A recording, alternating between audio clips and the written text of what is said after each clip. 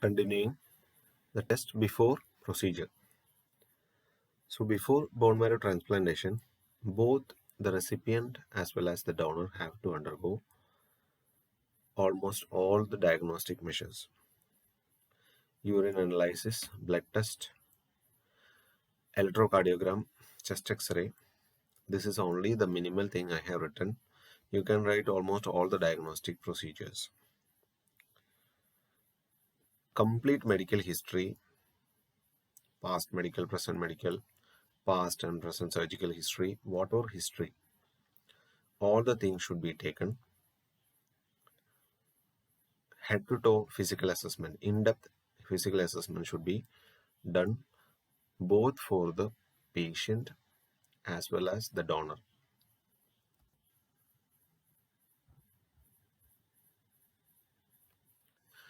Next, regarding the cross matching, this is an important step. If we are not doing the cross matching, there is chance of rejection of the transplantation. So we know that the most common side effect is graft versus host disease. The same thing can happen here also. So serological testing should be find out the match. Major histocompatibility test, that is serological test. Human leukocyte antigen matching should be done. If it is not matched and still we are giving this transplantation, of course the patient will undergo rejection and it can be a life-threatening situation. And to get a donor, it is very difficult, but donors can be find out from the national and international bone marrow registry. Coming to the types of bone marrow transplant, the first one is autologous bone marrow transplantation. Autologous means from the same person we are taking the bone marrow. Here I will give an example. To undergo autologous bone marrow transplantation, the patient should not have any disease related to bone marrow or bone.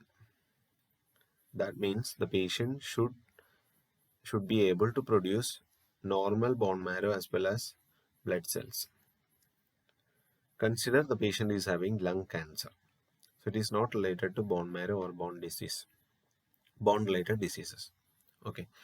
And the lung cancer is severe, the patient have to undergo an aggressive treatment, chemotherapy.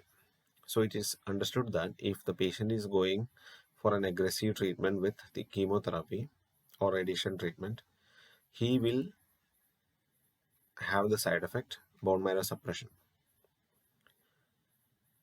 So here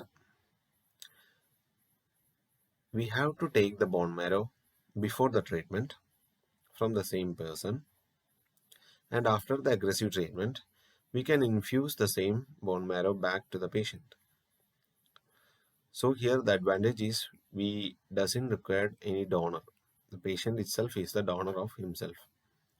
So that is autologous bone marrow transplantation. Stem cells removed from the same person. So these done before the client undergoing chemotherapy or radiation treatment. The stem cells are stored in freezer. It is termed as cryopreservation. Immediately we can give back the transplantation, do the transplantation. Otherwise we can store the stem cell which we are collected and we can give it later. That is depend upon the patient's health condition. So after the chemo and radiation therapy, the stem cells are introduced to the body to regenerate normal blood cells.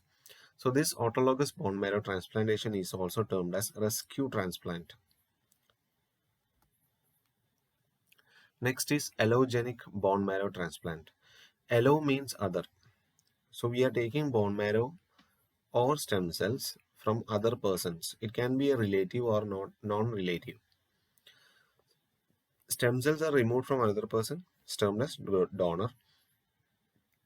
Both donor as well as recipient should undergo diagnostic measures. Matching should be done. And here a brother or a sister is most likely to be a good match. So if you are selecting others, the brother or sister will be a good match. And next is umbilical cord blood transplantation. This is a type of allogenic transplantation. Nowadays, this is coming up, this type of transplantation. So here the stem cells are removed from newborn baby's umbilical cord right after the birth. Okay.